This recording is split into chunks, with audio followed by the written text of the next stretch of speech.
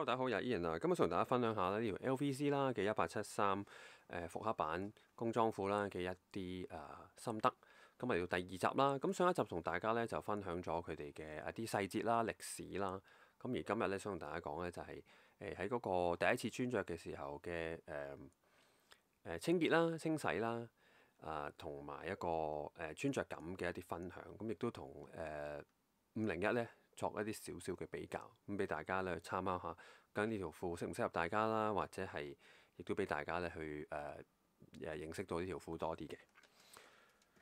咁呢條褲咧，咁我之前咧就洗咗啦，乾咗。咁先講我自己點樣洗先啦，同埋個變化。咁我自己咧就將條褲啦完全扣好晒紐，反轉，然之後入咗個洗衣袋啦。咁我屋企咧就用一個直立式洗衣機嘅日式嘅，就唔係滾筒啦，日式洗衣機。清洗啦，用快速嘅清洗啦。咁然後就只係用少量嘅洗潔精去做清潔劑嘅啫。然後就係揈乾啦，機嘅揈乾啦模式啦。咁然之後將成條褲咧搭喺個晾衫竹上面咧，成條褲搭喺晾衫竹上面咧去乾嘅，自然風乾啦。得出嚟咧嘅效果先講先啦。咁因為呢條褲咧其實原裝咧你買翻嚟已經 one wash 咗㗎啦，咁所以咧就唔使進行退漿嘅。所以你見我個過程好似冇一樣嘢嘅，同原偶嘅玩法有啲唔同。咁喺洗完之後咧，嗰個褲嘅變化係點樣呢？咁我先講啦。其實整條褲咧，可能大致上有2至3% 嘅收縮嘅啫嘅情況。咁而一個褲頭方面咧，基本上係冇變化嘅。穿上去咧，依然係同之前試穿嘅時候咧嘅感覺咧係非常非常之接近嘅。我唔敢講有冇1-2mm嘅分別啦，應該有嘅。因為我都想講，我都所講啦，其實我感覺上佢有2-3% 嘅收縮。因為穿上身咧，第一感覺就係咧，褲頭變化唔大，但係咧大髀嘅寬闊度咧，稍微收斂咗少少，冇新買嘅時候咧，著身即係上身試穿嘅時候咧，嗰種咁完全好似唔係好啱身嘅闊嘅程度。咁然之後長度方面啦，咁我試穿嘅時候咧，嗰個褲嘅長度咧稍微長啲嘅。而今次洗好咗之後穿着咧，就覺得佢可能短咗大概2cm 咁上下嘅長度。咁所以喺摺褲腳嘅情況咧，都見我自己嚟講係少咗嘅。我之前試穿你摺咗2格啦，即係2下咁大約1寸咁上下啦，咁即係總共2寸啦。咁但係而家着咧就大約係摺咗1摺嘅啫，可能1寸幾咁上下。咁俾大家作個參考。咁因為鑑於自己大家本身條褲出廠嘅時候洗嘅情況啦，本身你用嘅洗衣機乾衣方式都會有出入嘅。咁所以好悲喪大家。咁但係我自己嘅情況就先係咁樣嘅。戴定頭盔先。咁跟住咧，我都由頂到底咧講下呢條褲嘅一啲感覺同埋特色啦、特徵啦。咁先講啦，首先個尺寸變化唔大嘅。咁所以喺我穿着嘅時候咧，我都只係需要咧透過後邊呢一個扣咧去做少少嘅調整嘅啫。咁因為你見到條褲啦，呢條1873咧，佢冇一個皮帶環嘅設計，咁所以你係攬唔到皮帶嘅，固定唔到喺條褲上面嘅。咁佢只係有 suspender 嘅紐扣嘅啫。咁如果你冇用開 suspender 或者你自己冇咧，咁你就用唔到呢個方法嘅。咁你只可以透過呢個後邊呢個巴黎扣咧進行調整嘅啫。我自己嚟講咧，呢個巴黎扣咧就只係索緊一啲啲咁多，咁即係條褲只係稍微咁樣嘅啫，稍微縮咗少少咁多。所以你見到塊布咧唔係話超直嘅，因為我索咗啲咁多，咁已經係 fit 㗎啦，非常之舒適嘅。先講啦，穿着感啦，第一件事都講埋腰間先啦。咁先講啦，因為佢咧呢個腰間嘅布咧都比較薄啊，就算佢係2層都好啦，冇牛仔褲咁厚身，同埋咧你見到佢高少少嘅。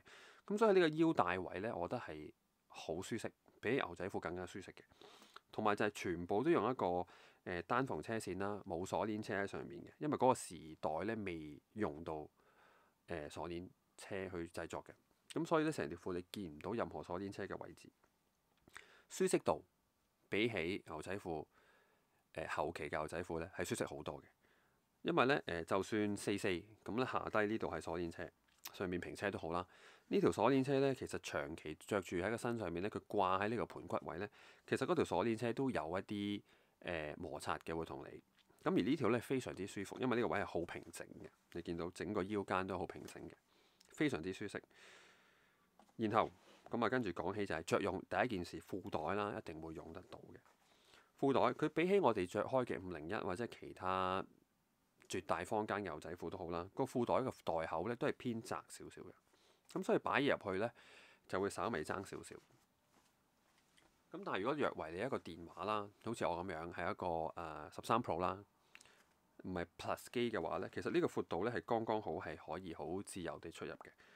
因為我手上亦都我屋企人冇用更加大嘅電話啦，咁所以我好難俾大家睇得到嗰個尺寸適唔適合你用緊 Plus 嘅電話嘅。咁你見到咧，佢都仲係有少少嘅空間啦。然之後放入去咧，個長度咧係仲有咁多剩嘅。個電話喺呢度嘅啫，咁仲有咁多剩嘅。咁如果你係 Plus 機嘅朋友咧，可能你試褲嘅時候或者係你可以直接擺電話入去睇下啦。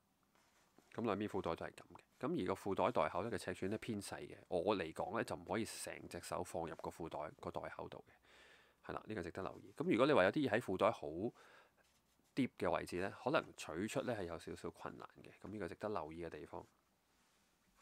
咁然後就呢個啦，佢比起501咧，呢個袋咧係會細咗啲啲咁多嘅，窄少少。咁但係就稍微個形狀上咧長啲啲咁多嘅。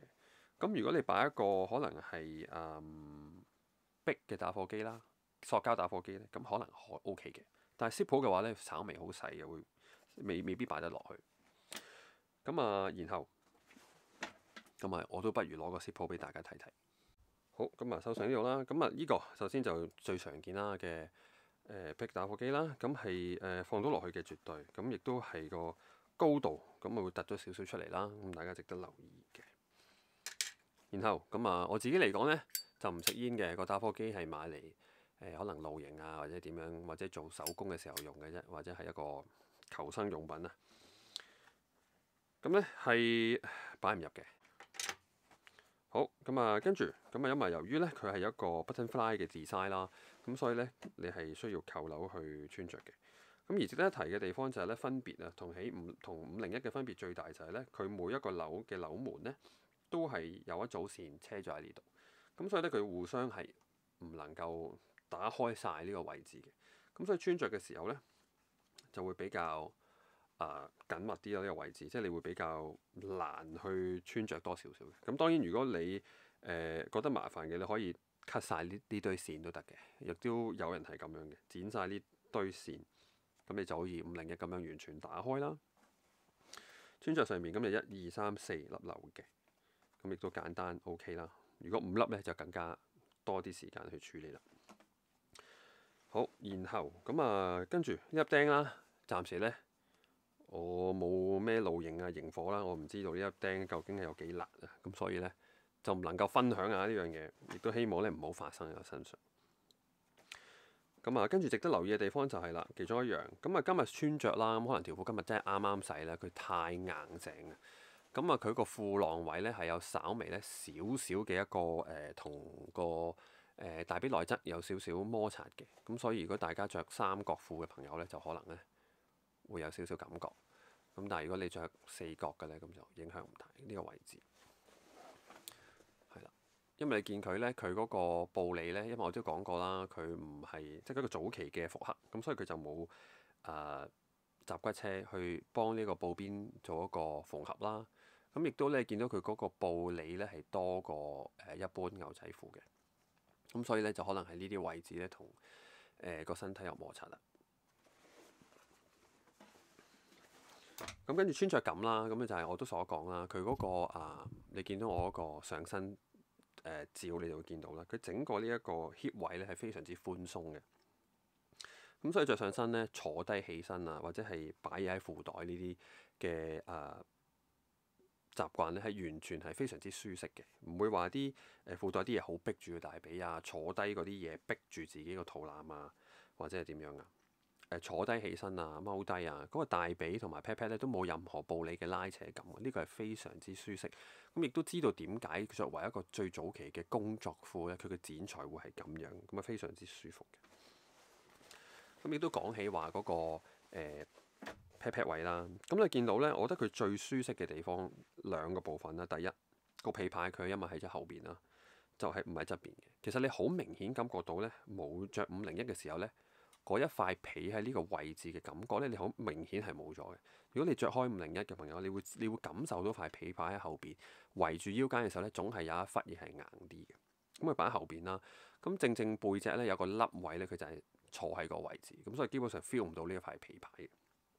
咁然後呢一個巴黎扣都係啦，冇特別點樣坐低或者係坐得一啲好直板嘅凳咧，都唔會俾呢個巴黎扣硬到嘅。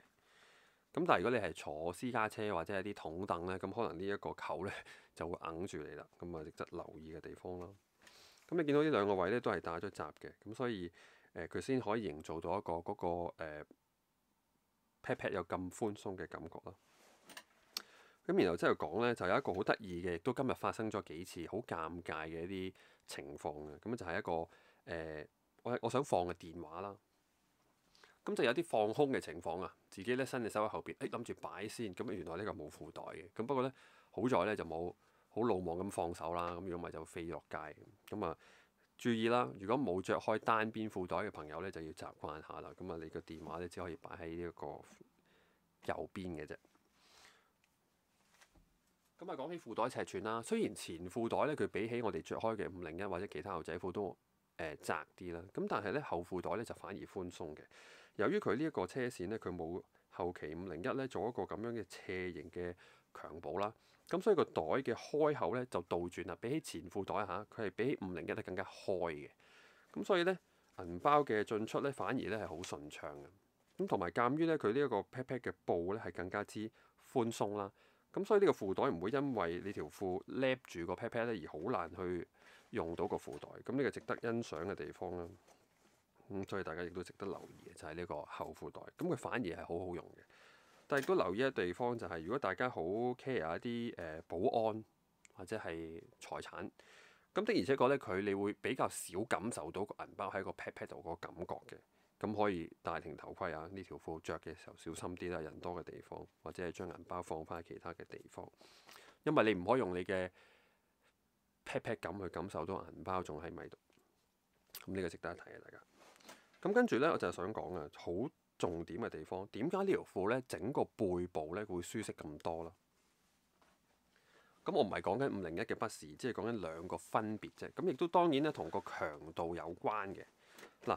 501咧最signature咧牛仔褲咧就係由呢一個位置啊，十字呢一個打組線啦，咁亦都係令到條褲更加強嘅原因嚟嘅。因為佢呢個位可以承受更多嘅拉力啦，就唔係靠一塊布喺中間，而係靠咧幾幅布平均受力啦，所以呢個位置先至可以咁強嘅。亦都係因為咁咧，先至可以能夠有雙碼拉住條褲咁樣嘅 guarantee 啊，可以咁樣講。咁所以呢條褲你見到佢冇雙碼皮牌嘅，因為其實佢當時都未咁樣去宣傳自己嘅褲。咁亦都由於咧佢呢個位置咧只係得一條直線嘅啫，咁所以成個 pat pat 就冇乜嘢去俾你坐住或者係同你嘅身體摩擦。咁所以呢個位置的而且確係舒服一啲嘅。咁但係可能犧牲嘅就係同501相比就係強度上咧係的而且確有差異嘅。咁就睇大家點樣用條褲啦。咁如果作為我咁樣，可能只係一個純粹係中意玩一個工裝嘅朋友嚟講，咁梗係冇問題啦。但係如果你真係攞條褲去打仗或者攞條褲去開工呢，咁就可能值得留意呢樣嘢啦。亦都可能係呢個剪裁或者呢個型號呢嘅一啲同501相比之下嘅一啲弱項。咁然之後褲管啦，亦都係咧非常之舒適嘅。咁同埋一樣特別嘅地方就係咧，佢呢條褲咧洗咗之後咧係超級巢嘅。如果你冇喺佢仲係濕嘅情況之下咧，幫佢撫平咧，咁佢就會係有一個咁嘅情況，幾巢下嘅。咁我相信着多一段時間咧，咁就會好啲啦。咁我都講啦，我自己嘅長度嚟講啦，以32長嘅褲筒長度咧，我就需要接咁多咧，先至會有喺影片度見到嗰種長度嘅情況嘅。你見到有少少吊腳咁啊，可以 show 翻對 boot 出嚟啦。亦都唔會話個褲筒同對 boot 摩擦得咁犀利，咁就會見到有呢樣嘅現象啦。咁同埋條褲你見到，咁佢都有少少嘅皺摺嘅，有少少嘅波浪形啦。咁又由於佢唔係鎖鏈車平車啦，咁所以個收縮度都唔會有鎖鏈車咁強嘅。咁係一個平車嘅位置啦，